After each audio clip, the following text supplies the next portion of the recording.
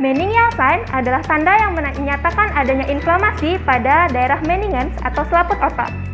Pada video kali ini, saya akan menjelaskan mengenai pemeriksaan meningeal sign. Yang pertama adalah pemeriksaan kaku kuduk, kemudian pemeriksaan Brudzinski 1, 2, 3, dan 4, pemeriksaan Lasek sign, dan juga pemeriksaan Kernig sign.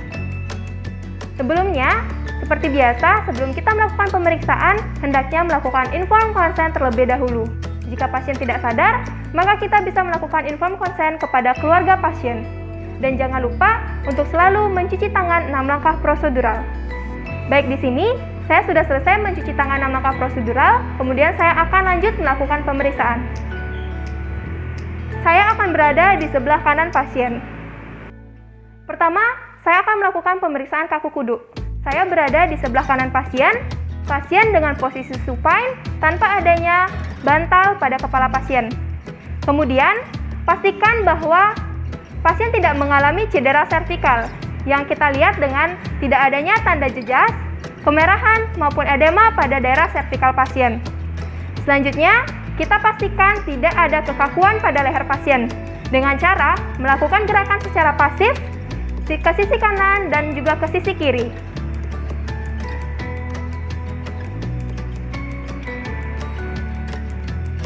Dan juga kita bisa mengangkat bahu dari pasien seperti ini.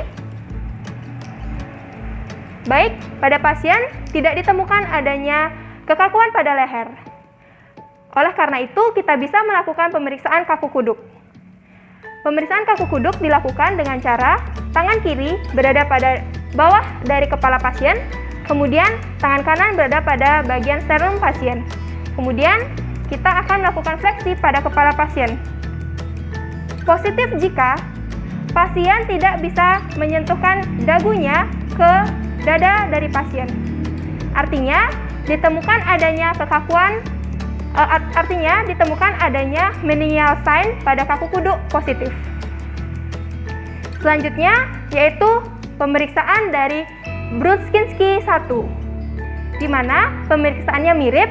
Kita berada di sebelah kanan pasien, kemudian kita lakukan fleksi pada kepala pasien dan kita lihat pada bagian tungkai bawah pasien. Apakah terjadi fleksi secara involunter atau tidak?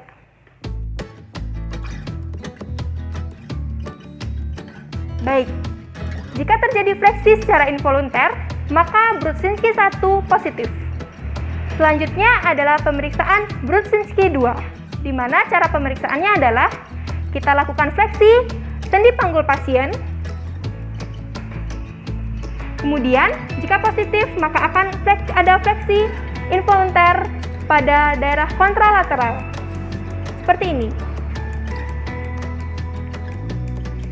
Jika ada fleksi seperti itu, artinya Brudzinski 2 positif.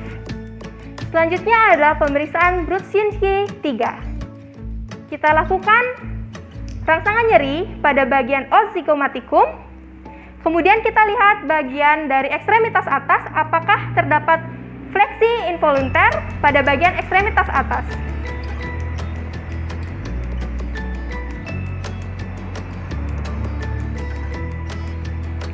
Baik, jika terjadi seperti itu, berarti Brudzinski 3 positif. Selanjutnya adalah pemeriksaan Brudzinski 4, di mana kita lakukan penekanan pada daerah os pubis pasien. Kemudian kita lihat bagian dari ekstremitas bawah, apakah terjadi fleksi involunter atau tidak.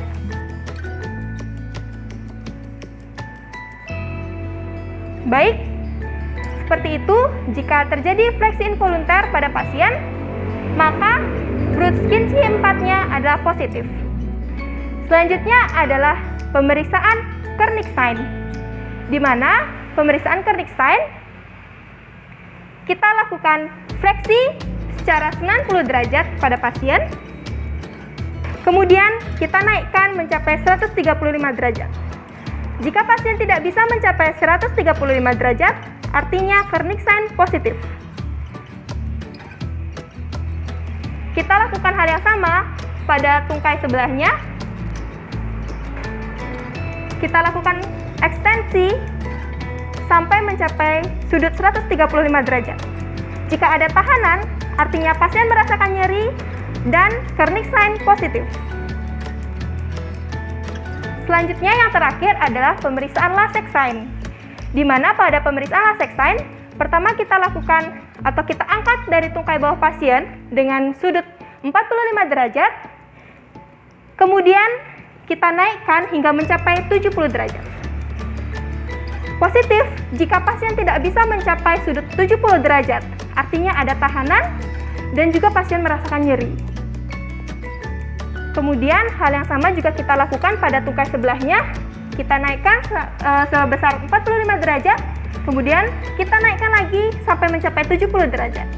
Jika pasien tidak bisa mencapai 70 derajat, artinya Lasek sign positif. Jika pada pasien sadar, kita bisa juga melihat dari ekspresi pasien, apakah pasien mengekspresikan bahwa mengalami kesakitan atau tidak. Untuk kita dapat mengevaluasi apakah memang benar pasien terjadi meningeal sign yang positif. Setelah selesai melakukan pemeriksaan, kita bisa mencatat hasil pemeriksaan, kemudian kita bisa menginformasikan kepada keluarga pasien, dan juga jangan lupa untuk mencuci tangan 6 langkah prosedural kembali. Semoga bermanfaat.